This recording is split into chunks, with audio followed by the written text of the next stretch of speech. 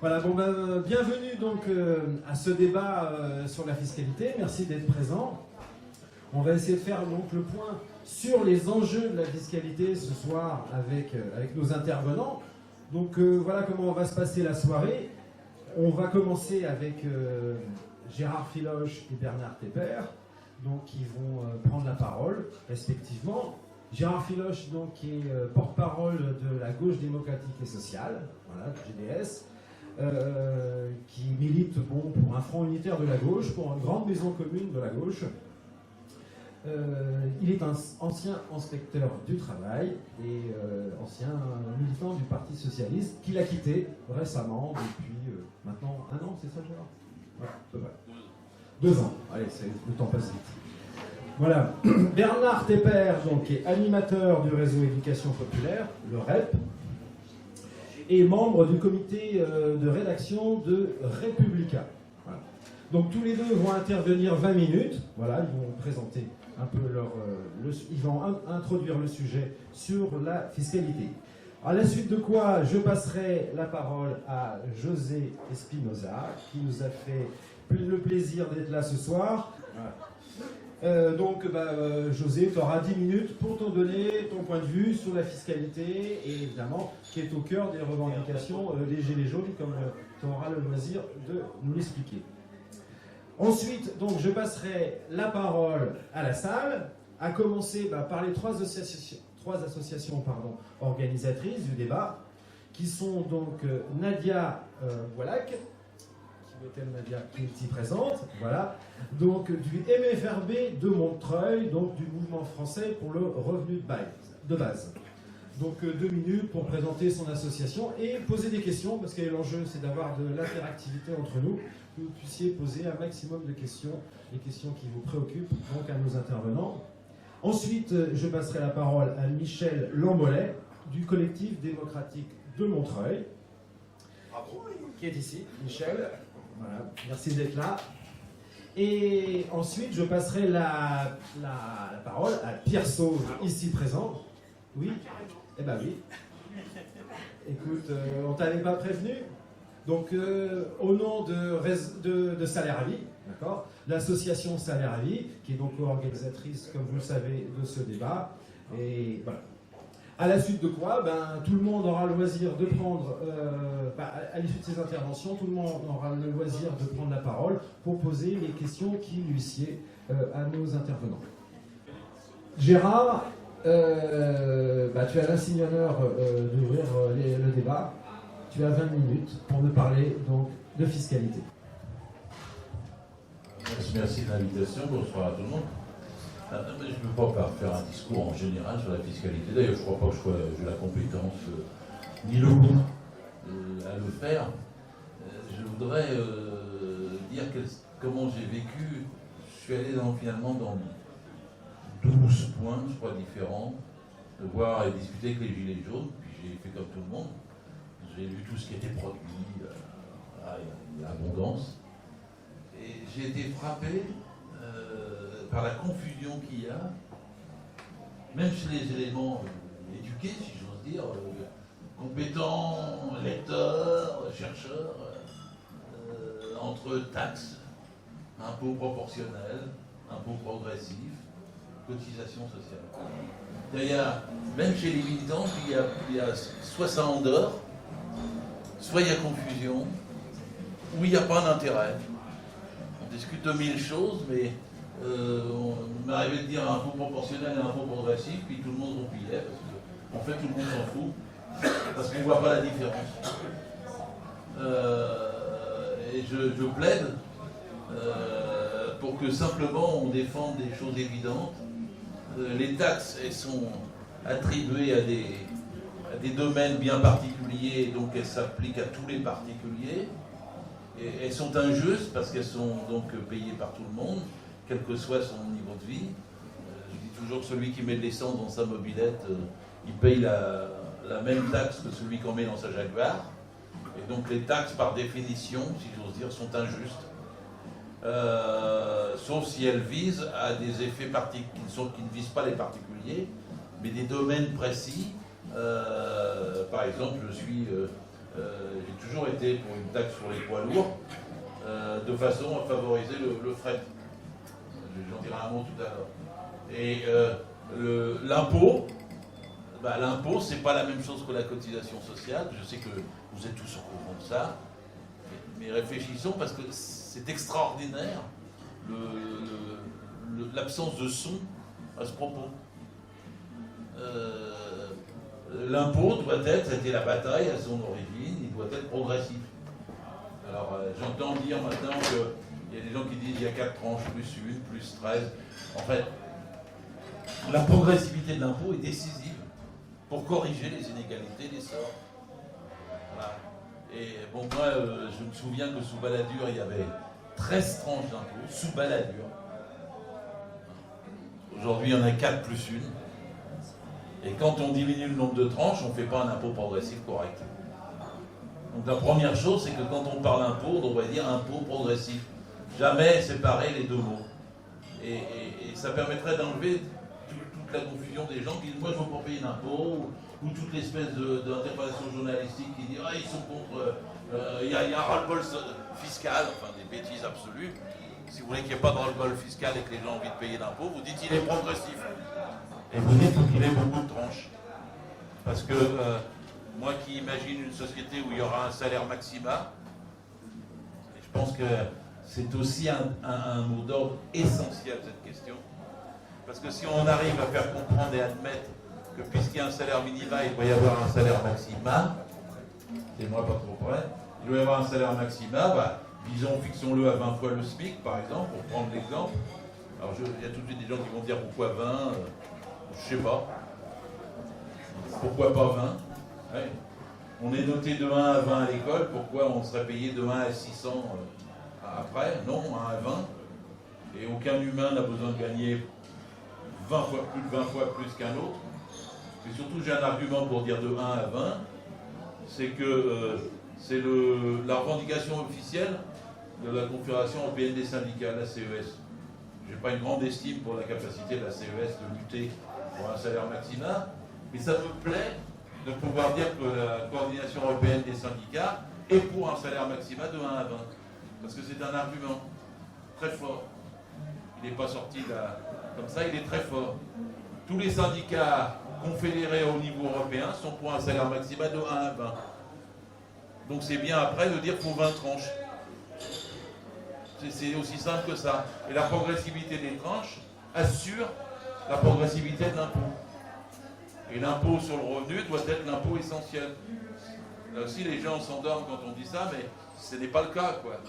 J'ai vu des journalistes dire « ouais, 25% de l'impôt est payé par 10% des riches, etc. » Bah non, puisque déjà 63 ou 64% est de la TVA, c'est pas de l'impôt, c'est une taxe. Alors bon, il reste déjà plus que 34, 35, 36%. Et dans cet impôt-là, c'est trop petit, ça, comme impôt sur le revenu. Ça devrait être l'impôt principal, essentiel, et évidemment pas la TVA. Donc l'impôt sur le revenu doit être l'impôt essentiel, principal. Il doit être progressif. Il implique un salaire maximal. Alors de temps en temps, on me dit « ouais, mais qu'est-ce que tu feras au-dessus de 20 ?» Il paraît que sous Roosevelt, ils avaient fait une imposition à 90% au-delà de 20 SMIC. Voilà, c'est tout. Vous avez l'impôt sur le revenu et le cœur. Cette idée-là, vous la partagez tous, on n'a pas réussi encore à la faire passer. On doit hurler contre tous les journalistes qui disent des conneries à ce sujet. Personne jamais dans une grande télé, à un grand niveau, n'explique qu'il y a quelques 4 tranches aujourd'hui et que c'est évidemment inégal et que c'est pas progressif. Et personne n'explique l'avantage de la progressivité de l'impôt pour corriger les inégalités par rapport au côté proportionnel. Donc le travail n'est pas fait, le travail militant n'est pas fait. Ou en tout cas, il est empêché, il n'a pas passé. Il est encore à faire pour nous. Si on avait gardé l'impôt sur les sociétés de Lionel Jospin en 1999, leur dette présumée, je dis bien dette présumée, je ne partage pas leurs chiffres, mais leur dette présumée n'existerait pas. Il n'y aurait pas de dette en France. Vous vous souvenez peut-être pas que du temps de Jospin, il y avait une campagne de la droite contre la cagnotte publique. Le Figaro titrait contre la cagnotte publique en France. Il y avait trop d'argent dans les caisses publiques.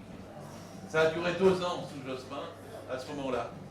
Et d'ailleurs, ce fut Fabius qui arriva dans les 2 dernières années et qui dit oui, il y a trop d'argent dans la cagnotte publique, et il commença à baisser les impôts, ce que la droite n'a ensuite cessé de faire de 2002 à aujourd'hui.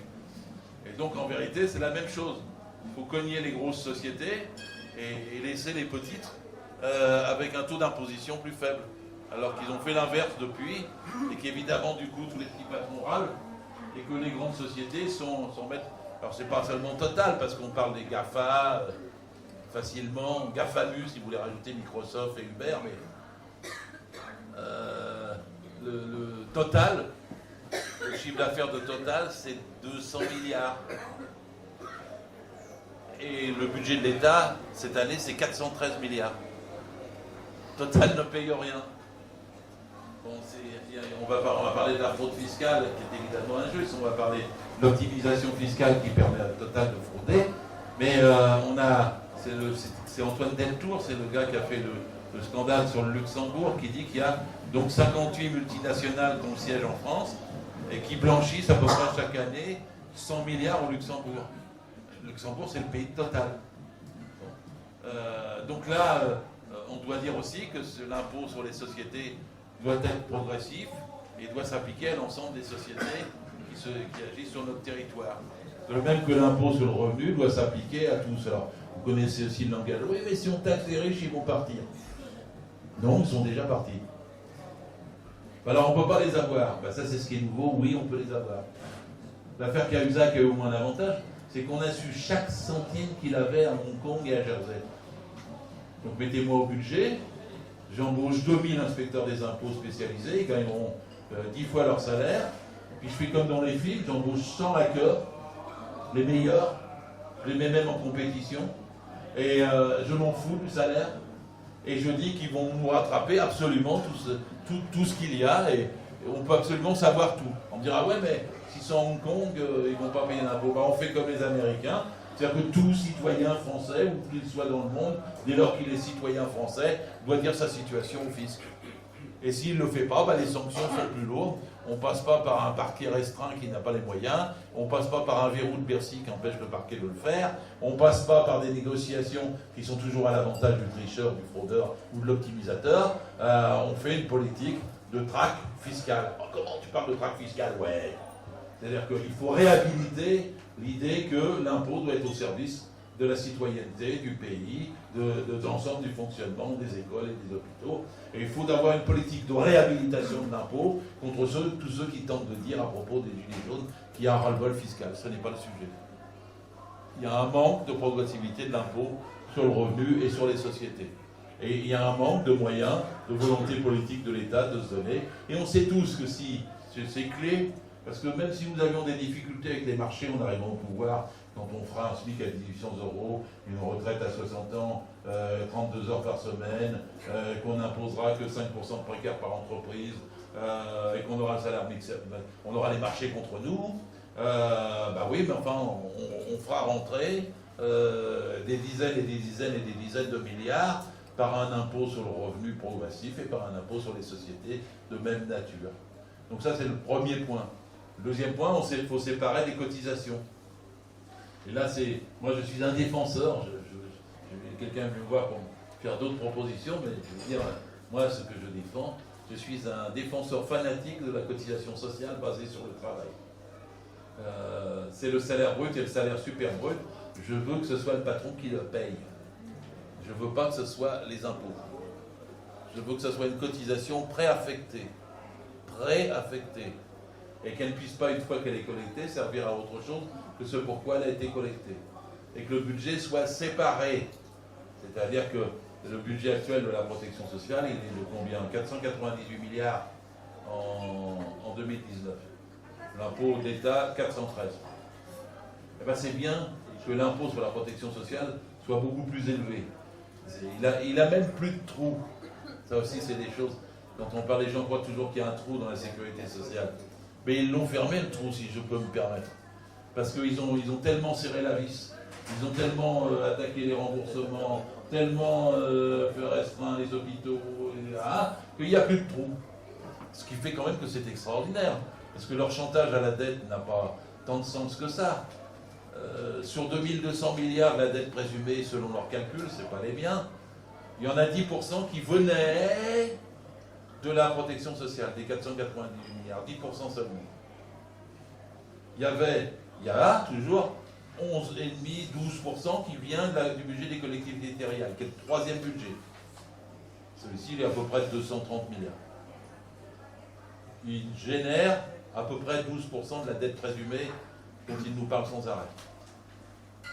78,5% de la dette présumée dont il nous parle sans arrêt vient du budget de l'État, pas de la protection sociale.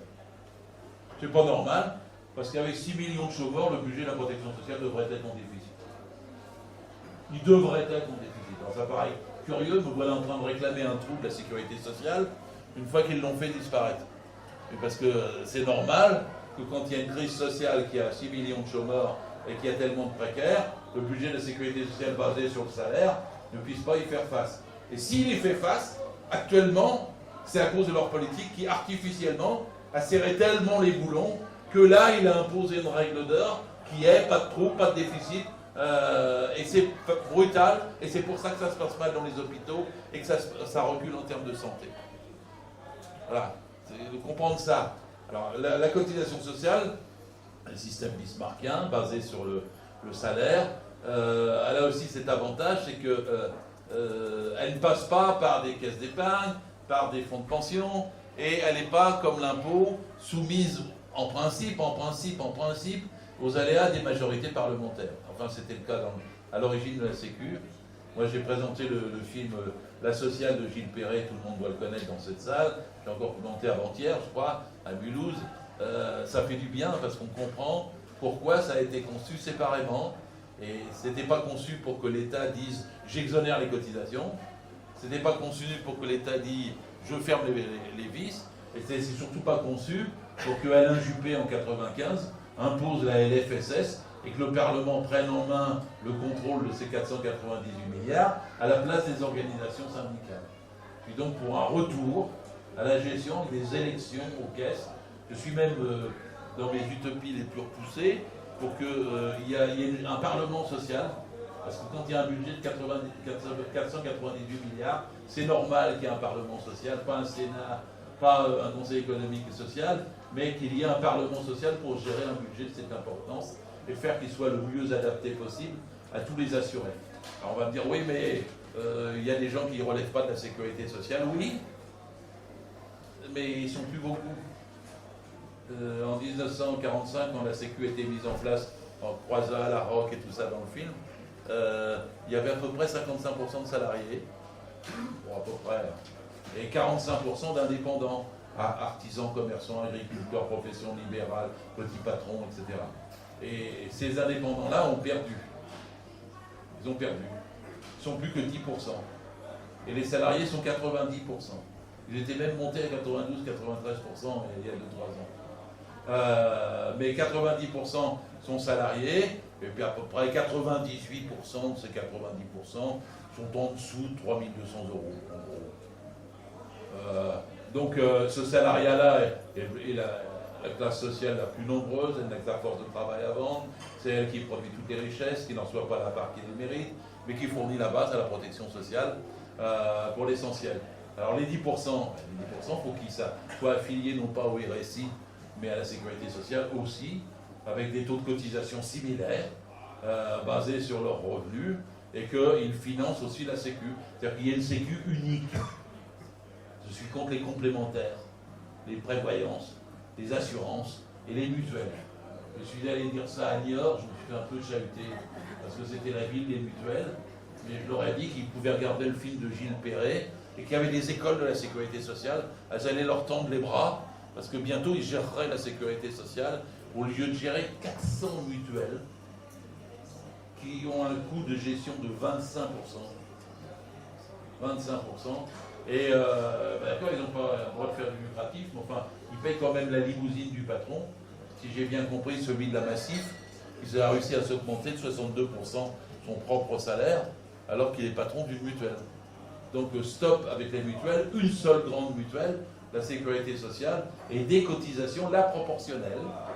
Alors parfois on ne comprend pas parce que c'est pas inextensible, c'est pour les besoins de la protection sociale, c'est même plafonné, parce que tout le monde doit cotiser, mais une seule grande cotisation, une seule grande mutuelle, la sécurité sociale, et on arrête avec toutes les complémentaires et tout le système autour.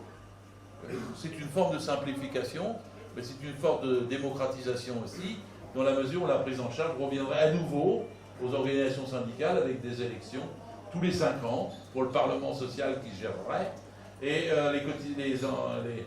ce Parlement et les gens qui géreraient pourraient le faire sous contrôle, avec tous les choix qui concernent la maladie, la retraite, etc., et les remboursements et tout ça. C'est un vrai choix que les organisations syndicales auraient à faire.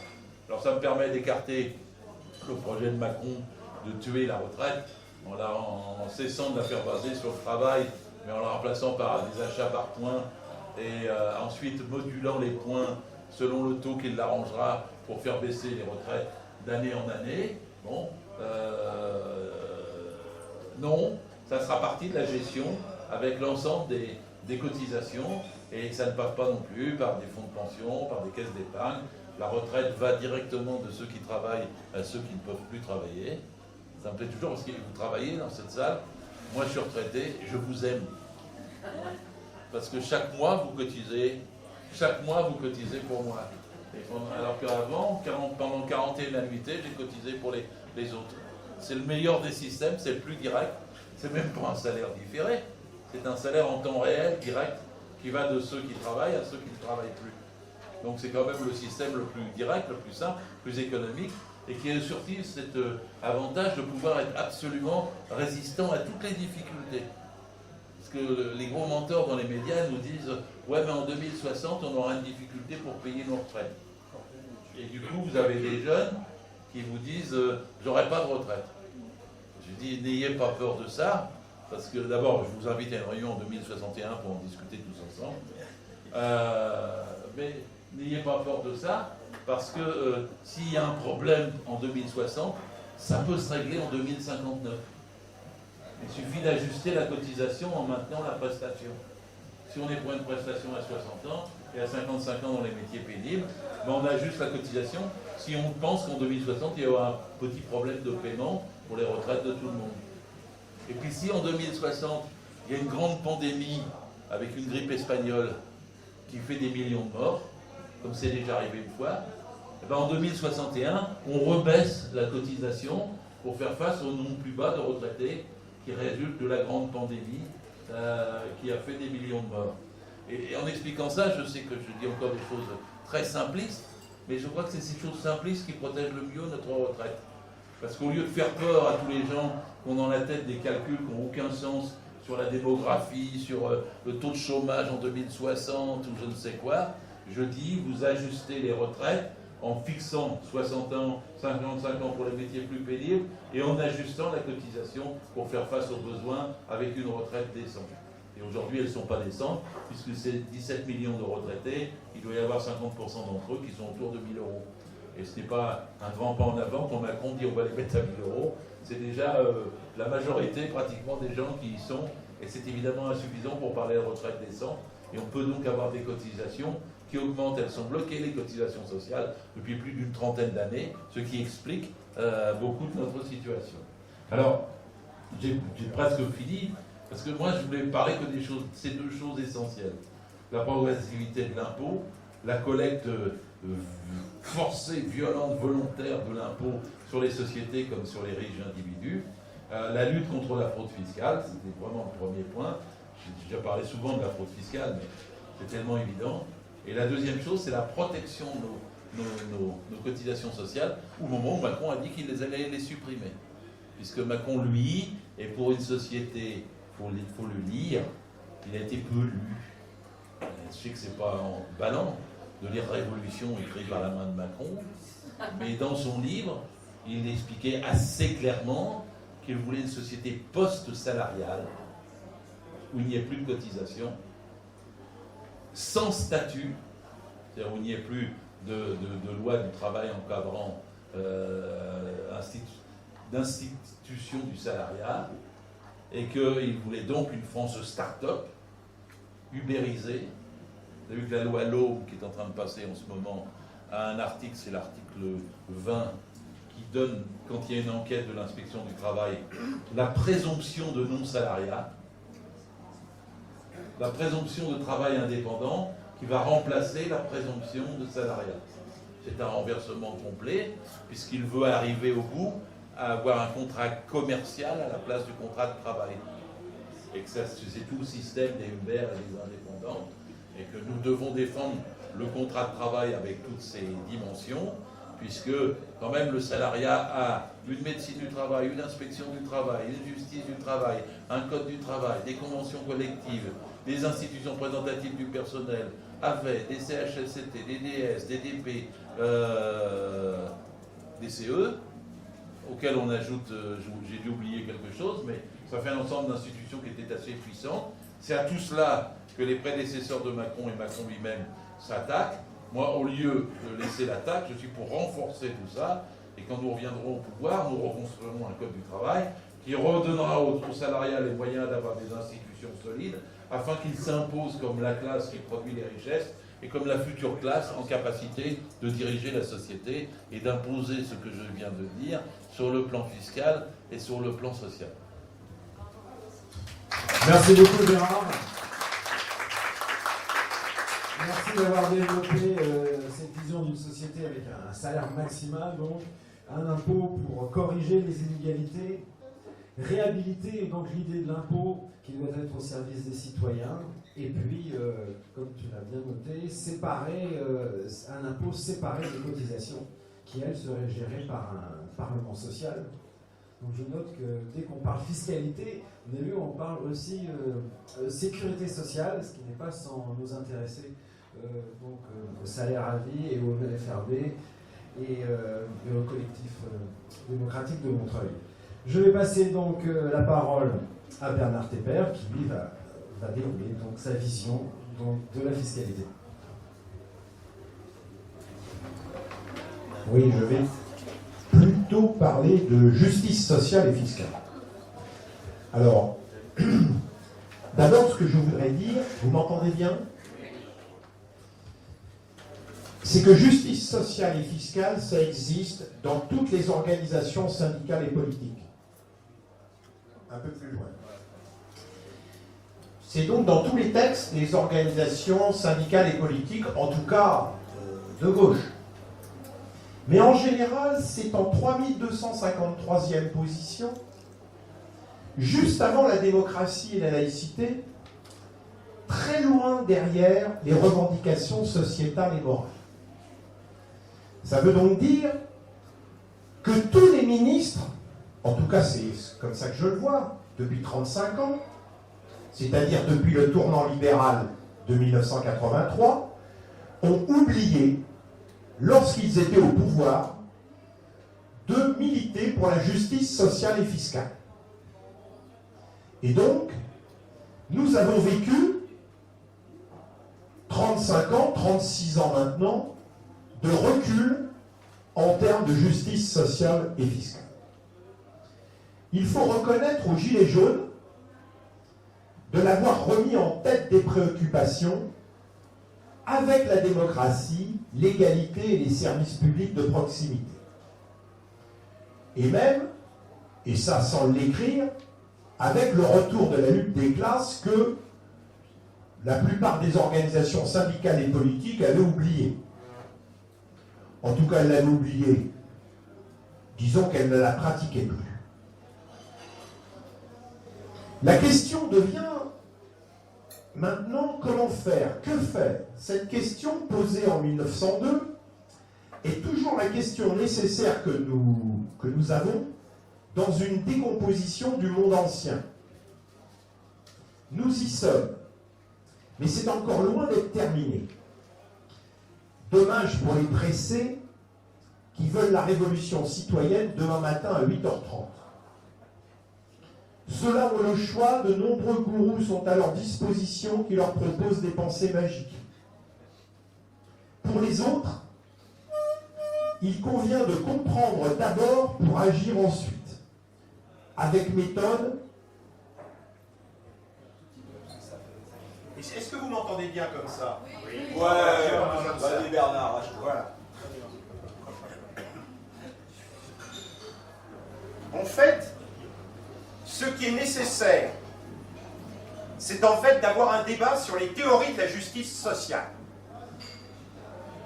Malheureusement, dans le temps imparti qui m'ont été donné par les organisateurs, je ne pourrais pas développer les différentes théories de la justice sociale et je dirais de dire, sur ces théories-là, je dirais mon point de vue.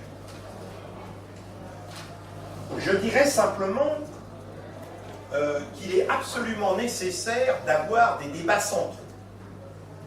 Et le premier débat que nous devons avoir, c'est savoir si 1 euro en fiscalité et 1 euro par cotisation sociale, c'est la même chose.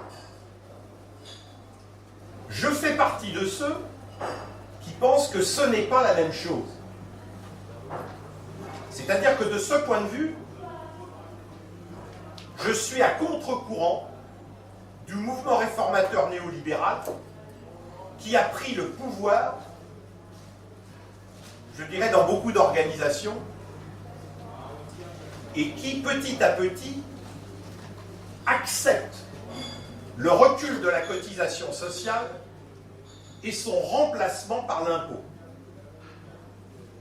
tout en voulant diminuer le pourcentage d'impôt par rapport à la valeur ajoutée créée. Et ça, cette question, en tout cas pour moi, elle doit être liée au modèle politique que nous défendons. Et de ce point de vue, moi je fais partie de ceux qui pensent qu'il faut défendre un modèle qui est celui de la République sociale. Mot apparu pendant la Révolution de 1848, repris à la Commune de Paris, repris par Jean Jaurès à la création, disons, au retour de la République, troisième du nom, qui ressurgit en 1936 et qui se trouve au cœur du projet politique du 15 mars 1944, c'est-à-dire le programme du Conseil national de la résistance. Et cette République sociale, elle a des impératifs. C'est-à-dire que la République sociale, c'est pas pareil qu'une République un peu plus sociale que les autres. La République sociale, c'est en fait, aujourd'hui, le seul modèle alternatif au néolibéralisme qui existe en magasin depuis l'effondrement, je dirais, des 2 projets qui sont issus du congrès de Tours. Le socialisme qui a été mangé par le mouvement réformateur néolibéral à partir de 1983 et bien sûr ultérieurement, et puis je dirais la chute du communisme soviétique à la fin des années 90. Et la question aujourd'hui, c'est que il y a eu pendant longtemps au Parti socialiste et au Parti communiste, je dirais, des partisans de cette République sociale. Simplement, aujourd'hui, cette République sociale, elle n'existe plus. En tout cas, elle n'est plus défendue par aucune organisation. Et c'est d'ailleurs pour cela que nous assistons à un recul, je dirais, de tous les éléments constitutifs de cette République sociale qui ont été, je dirais, constitués dans l'histoire. Et dans ce recul de cette République sociale, il y a le recul de la cotisation sociale en premier. Parce que la cotisation sociale, c'est du salaire socialisé. Ce n'est pas un impôt qui est redistributif. Et que donc, lorsque nous avons affaire à un salaire socialisé, ça veut dire que ça fait partie du salaire. Simplement, c'est ce que disait d'ailleurs le premier intervenant lorsqu'il parlait, je dirais, du salaire super brut. C'est-à-dire le salaire super brut, c'est-à-dire y compris les cotisations sociales et salariales et patronales, et que tout ça, c'est du salaire. C'est-à-dire que ça appartient aux salariés. Et d'une façon, ce salaire est divisé entre le salaire direct qui est touché en bas de la fiche de paye et le salaire socialisé, c'est-à-dire salaire aussi bien salarial que patronal, qui est fourni à la sécurité sociale par un fléchage. Et de ce point de vue-là, il faut savoir que la République sociale, c'est-à-dire le projet du Conseil national de la résistance, eh bien, il a créé, je dirais, une structure révolutionnaire, en tout cas par les ordonnances du 4 et du 19 octobre 1945 qui ont créé la sécurité sociale. Et cette institution révolutionnaire, elle avait 3 conditions révolutionnaires. Ces 3 conditions ont été supprimées par le mouvement réformateur néolibéral. La première condition, c'était le financement par la sécurité sociale. La deuxième, c'était la fin du principe de charité et son remplacement par le principe de solidarité qui est défini à chacun selon ses besoins, chacun y contribue selon ses moyens. Et la troisième condition révolutionnaire, eh bien, c'était que la sécurité sociale n'était gérée ni par le privé, mais n'était pas gérée par l'État. La sécurité sociale était gérée par les représentants élus des assurés sociaux. C'est pour cela d'ailleurs que nos anciens qui ont créé la sécurité sociale, ils avaient ce slogan « La Sécu est à nous ». La Sécu est à nous, ça voulait dire que c'était financé par du salaire socialisé. Et non pas par un impôt redistributif. Et que dans ce cas-là, et d'ailleurs c'est pas un hasard, quand les néolibéraux nous disent mais c'est la même chose, 1 euro par ce biais ou par 1 euro par ce biais, eh bien pour pouvoir comprendre, il faut savoir pourquoi le MEDEF, pourquoi le patronat est pour la suppression de la cotisation sociale et son remplacement par la fiscalité des impôts. Et que tant que les néolibéraux ou les syndicats d'accompagnement du néolibéralisme ne répondent pas à cette question-là, on ne pourra pas comprendre pourquoi eux, ils veulent la suppression des cotisations sociales salariales et des cotisations sociales patronales. Et par exemple, lorsque le mouvement réformateur néolibéral a supprimé les cotisations patronales pour le financement de la branche famille, il n'y a même pas eu une manifestation syndicale. Même pas une. Il n'y a plus de financement, depuis quelques années, de la branche famille par ce qu'on appelait avant les cotisations sociales patronales.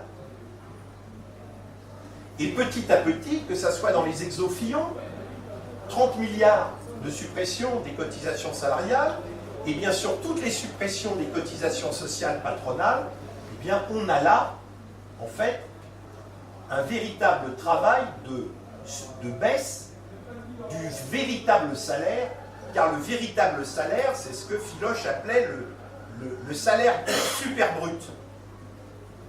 Voilà. Et donc, ces trois conditions révolutionnaires, financement de la protection sociale par les cotisations sociales, la gestion, une autogestion généralisée sur tout le territoire, et ça a fonctionné pendant 22 ans, de 1945 à 1967, date à laquelle le général de Gaulle a détruit ce que le président du Conseil, le général de Gaulle, avait créé par ses ordonnances le 4 et le 19 octobre 1945. De ce point de vue-là, je fais partie de ceux qui ont souhaité une grande alliance pour la promotion de la cotisation sociale, c'est-à-dire lancer une campagne pour cela, parce qu'il n'y aura pas de justice sociale et fiscale s'il n'y a pas une victoire d'une nouvelle hégémonie culturelle qui inclut que le financement de la protection sociale soit issu du salaire. Voilà. Et que donc, à partir de ce moment-là, et je pourrais vous donner des anecdotes, les uns refusant parce qu'ils avaient déjà acté la fiscalisation de la protection sociale, et les autres refusant parce que j'allais pas assez loin et que certains groupes pensent qu'il faut aller encore plus loin alors que la cotisation sociale est en train de disparaître. Elle existe toujours, elle est encore forte, mais elle est en train de diminuer d'année en année. Et François Hollande et Macron ont été des gens qui ont diminué la cotisation sociale. D'une part, comme ça a été dit précédemment, par une politique d'austérité antisociale, et d'autre part, de remplacer petit à petit la cotisation sociale par une fiscalisation. Et comme Gérard a donné les chiffres, c'est que le volume de la protection sociale, il est supérieur au budget de l'État, tout ministère confondu. L'ensemble des impôts, c'est inférieur au budget de la sécurité sociale. Et de ce point de vue-là, le but, bien sûr, du néolibéralisme, c'est de supprimer exactement le geste que tu as fait est très juste, c'est-à-dire de faire comme dans tous les grands pays néolibéraux, c'est d'avoir un seul budget et de rassembler le budget de la sécurité sociale avec le budget, etc.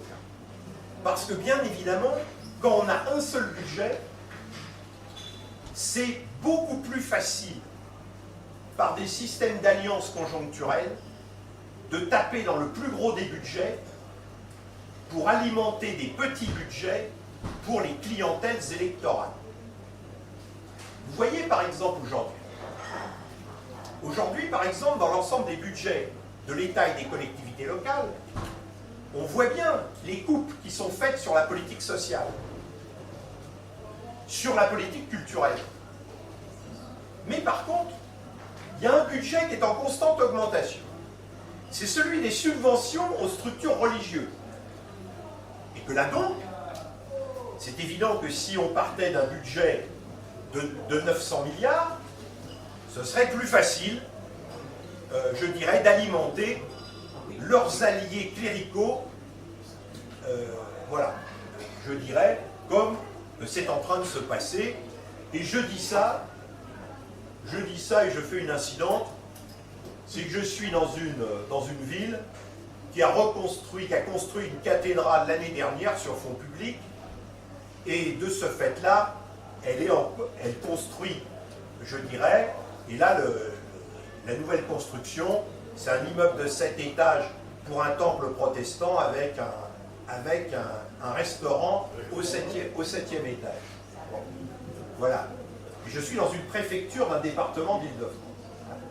Et bien évidemment, on le fait pour, je dirais, l'ensemble des structures. Et le problème aujourd'hui, c'est que ce qui est aujourd'hui le parent pauvre, c'est les politiques sociales, c'est la sécurité sociale, parce qu'à mon avis, ce n'est pas 500 milliards d'euros qu'il faudrait à la sécurité sociale, mais probablement entre 550 et 600 entre 550 et 600 milliards, si on voulait réellement, je dirais, répondre aux besoins sociaux.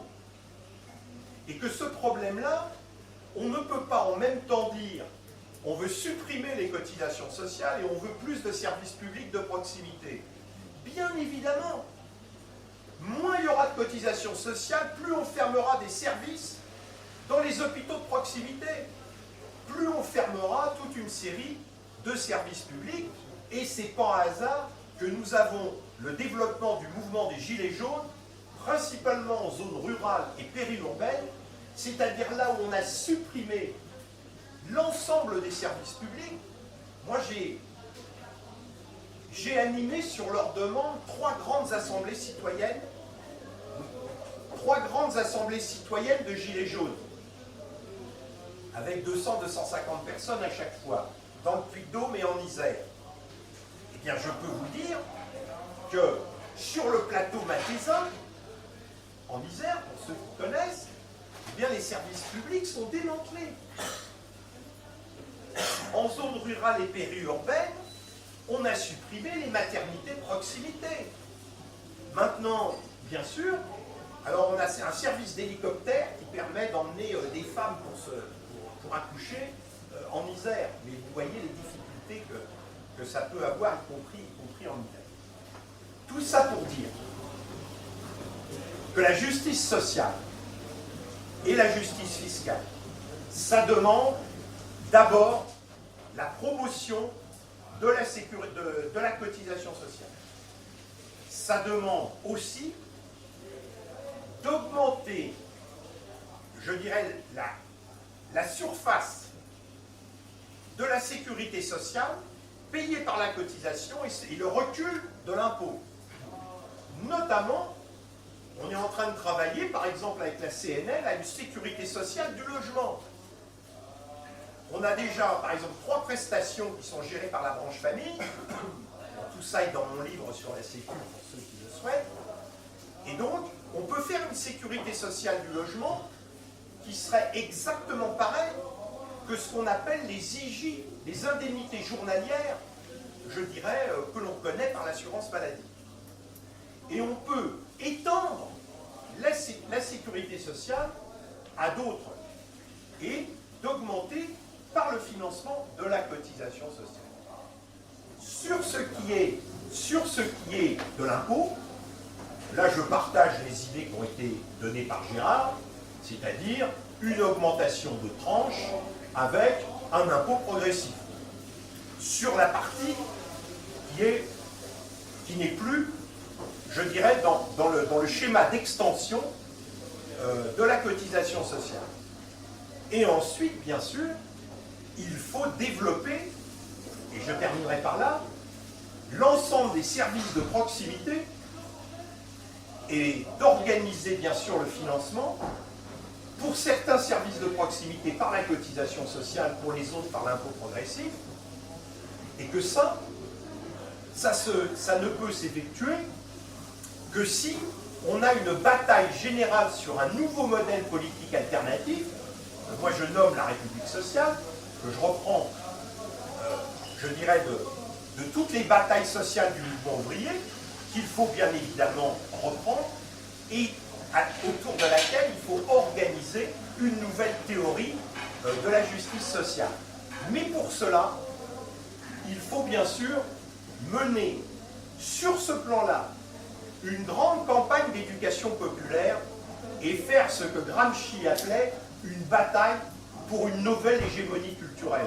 Nous ne gagnerons pas tant qu'on aura des gens dans nos rangs qui diront c'est bien de baisser les cotisations sociales parce que ça va donner des entreprises plus compétitives.